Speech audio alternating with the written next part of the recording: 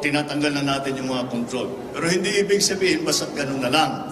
Dahil kailangan pa rin natin ayusin ang agricultural sector. Kailangan pa rin natin tulungan ang mga pinakamahirap, pinakagutom na para kahit pa paano makaahon sila. So to do that, we have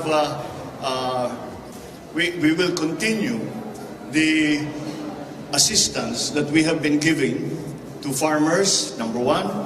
Also, the assistance that we have been given to those most underprivileged families.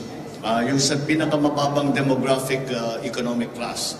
Dahil talaga sila ang naghihirap. So, yung ating ginagawa ng DSWD, I think the Secretary will be able to...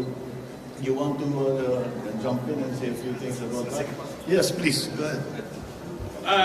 Well, alam naman natin na multi-prong approach yung ginagawa natin. Meron tayong naitala na 1 milyon na food poor families sa buong bansa. Sila yung magiging beneficiaries nung nilunsad ng Pangulo natin na pilot program na food stamps. Pero habang inaayos pa natin yung pilot noon, tuloy-tuloy naman tayo mag-distribute ng assistance to individuals in crisis situation. Ito yung araw-araw nakikita nyo sa ating mga field office kung saan nakakatanggap sila ng food assistance.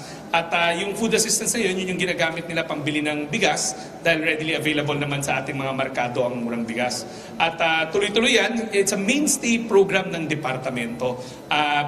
Pinag-utos ng Pangulo kahapon at pinagtibay naman ng departamento na pag-iigtingin pa natin yung pag-distribute ng assistance to individuals in crisis situation. Maraming salamat. Thank you, Secretary Rex.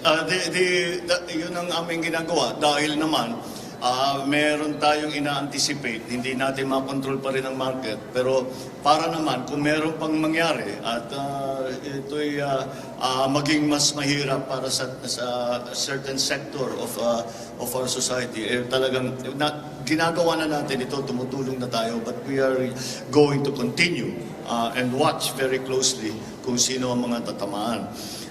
Bukod pa rito, because we have to support the value chain, because we're still talking about production. Ang aking sa rice tarification law, merong nakamandate doon na 10 billion every year for the RCEF. Hindi RCEF, yung RCEF, yung namimigay ng mga gamit, mga traktor, mga dryer, mga harvester, etc. Ang ginawa natin para matulungan pa yung ating mga farmer, yung lampas dun sa 10 billion, nangongolekta ang rice tarification. Ang 10 billion nun, linagay na kagad para sa makinarya, para sa processing ng mga farmers. Ngayon, yung sobra na nakolekta, which this year is 12 billion plus, ay dapat bibigay din natin, pinagatian natin, bibigay natin sa farmers pati. Pero yung iba dun, i-apply na natin, isasabay na natin para makapagpamigay pa tayo ng mga gamit para sa ating mga magsasaka, para sa ating mga mangingisda. So that will go into the general dryers, siguro meron pang the cold storage for the fishermen. So the RCEF, from only the expenditure of 10 billion, it will now be 22 billion in that regard para bumilis nga talaga ang pagtulong sa ating mga farmer. Bukod pa doon, there is, nung tinitignan namin kahapon yung statistics, ang problema talaga ay dito sa NCR. Dito mataas ang presyo ng bigas.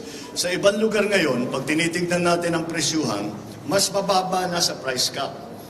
Kaya doon sa ibang lugar, medyo maayos. But that's natural. Dahil nasa city tayo, matagal bago dumating ang bigas dito at nagiging mahal ang transportation, storage, processing fee dahil doon. Kaya tumataas naman ang presyo dito sa NCR. Kaya naman, I'm happy to announce na I gave instructions to the Speaker of the House of Representatives, Speaker Martin Romualdez. Sabi ko sa kanya, we have to do something for NCR. Kaya nagbubuo ang House of Representatives ng isang programa na para sa mga NCR congressmen. There are 33 NCR congressmen. Ngayon, ang gagawin is the 33 NCR congressmen will be giving the assistance na magbibigay tayo ng bigas doon sa iba't ibang area dito sa Metro Manila, dito sa NCR. So that's another measure that we are undertaking para naman hindi basta pinabayaan na, basta maayos na yung price cap, hindi alisin na lang natin, tapos na. Hindi pa tapos to. Marami pa tayong ginagawa para tiyakin na ma-maintain nga natin ang presyo, ma-maintain. Ang supply hindi talaga problema. Ang supply talaga hindi problema. We have, I think presently, close to 40 days. Packet lang ng packet, ang maani tayo. So so we are lifting the price cap. But besides that, we are taking other measures para tulungan ang ating mga farmers in terms of their equipment, their processing, etc. We are also concentrating on the NCR because that is where the prices are most volatile and are highest. So doon tayo mag-concentrate una. We will pilot that project with the 33 NCR districts, NCR congressmen, na makapagbigay uli tayo ng bigas. And the RCEF that we are going to use is going to be the totality of the collection of the rice tarification law. So doon natin ilalagay lahat. Last question from Jean Mangaluz, Inquirer.net. Hello. Good morning. Hello. Good morning, sir. Can we get a reaction to the recent Pulse Asia survey that shows your lowered approval ratings? Thank you. It's not surprising.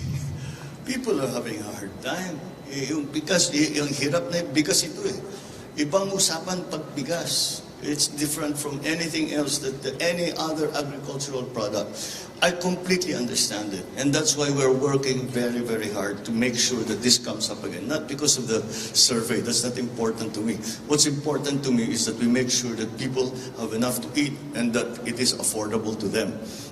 And kaya hindi mo masisi ang tao, talagang naghihirap sila eh. So that's why we are doing all of these things. That's why we are doing all of the things to try and maintain the prices at a level that is affordable to our people. Yun lang naman talagang kailangan gawin. And I think we are slowly heading there dahil ang supply natin napakaganda. Distribution siguro, meron na tayong ginagawa doon sa pass-through para sa costs ng pag-deliver ng bigas, lalo na sa mga malalayo. NCR is included there. Meron tayong project dito sa NCR. May program tayo dito sa NCR. So that's perfectly natural. It's not a surprise, put it that way. Thank you, Mr. President. Thank you, MPC. All right? Thank you very much.